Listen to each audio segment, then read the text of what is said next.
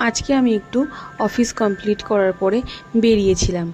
আমার একটু কাজ ছিল, সেই কাজ সেরে আমি বেরিয়ে পড়লাম স্টার মলের উদ্দেশ্যে। পৌঁছে গেলাম স্টার মলে।